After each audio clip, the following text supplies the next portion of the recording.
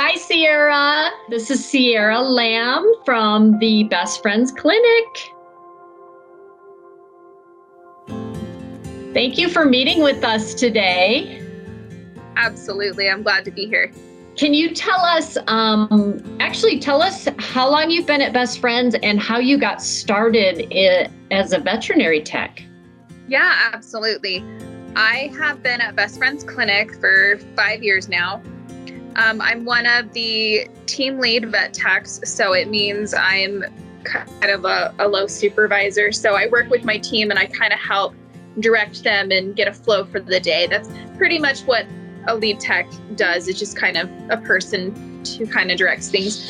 I started in veterinary medicine when I was 18. So that's been 10, almost 11 years. I started volunteering at one of the local veterinarians here in Kanab, and I volunteered for about 6 months, kind of as a kennel assistant, walking dogs, answering phones, that sort of thing. And then they offered me a job as a receptionist and offered to pay for my training for a vet assistant. So after doing that for about a year, I decided I wanted to learn more and start doing veterinary technician work and took courses on that online. How old were you when you became a veterinary assistant? I got my certification for my veterinary assistant, I think when I was 19, because I'd been volunteering for 6 months, got offered the job.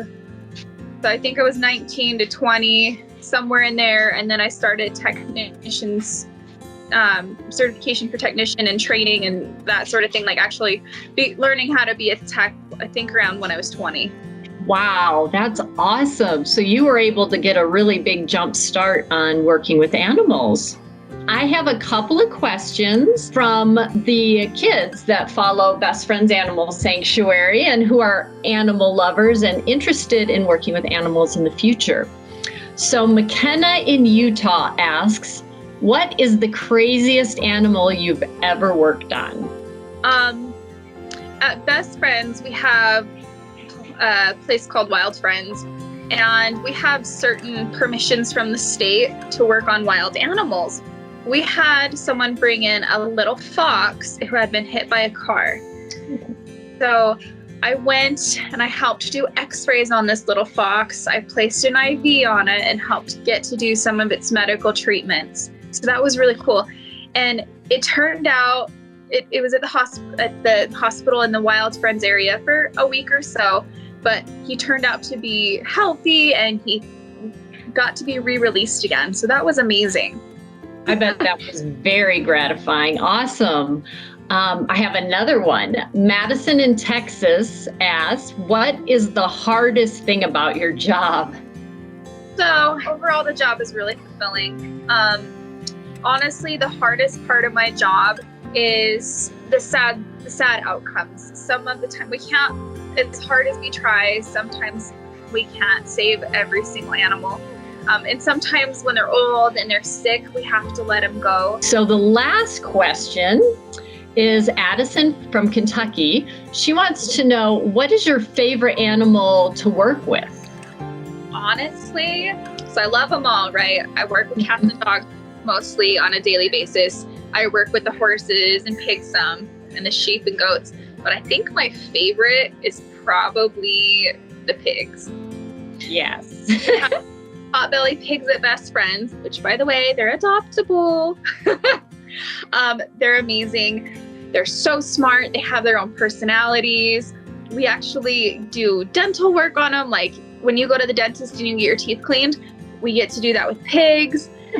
I love them. They're so smart. There was this really grumpy old pig named Arby. He didn't like anybody. And for maybe one or two people, and then none of the vet staff. And I came and we just formed a bond. And the ornery old pig was my best friend, and I could do anything to him. He would just squeal and yell at all the others, and I'd come in and he'd be like, I taught him how to smile. I was like, smile, and he'd go, oh, that's so awesome. I really fell in love with potbelly pigs after that. That's one of my favorite animals to work on. They are definitely one of my favorites too. I have one question for you, and I always wonder because when I go in and take my cat or dog, the vet techs always have to hold the animals so they can, check out their paws or their stomach or give them a shot. So, what's the craziest situation you've been in trying to hold an animal down? Oh my And gosh. do you use treats ever? We do use treats for encouragement. As long as it's done safely and calmly, there's no wrong way. But I think maybe the craziest way was, I just remember holding this really grumpy old ancient pug like a baby. So we could draw blood on him. And so as long as you held him like a baby and just like pet his head like this, he would hold still. Didn't care. The minute you try to do anything else to him when you weren't holding him, he would scream. He was grumpy, but as long as you held him like a baby, he was fine. Excellent. You sound like you're very good, especially I'm sure over the years at kind of figuring out the animal's personality and what they like and like you said, form a bond with them. So that's really awesome. You have to kind of read the body language of the patient also.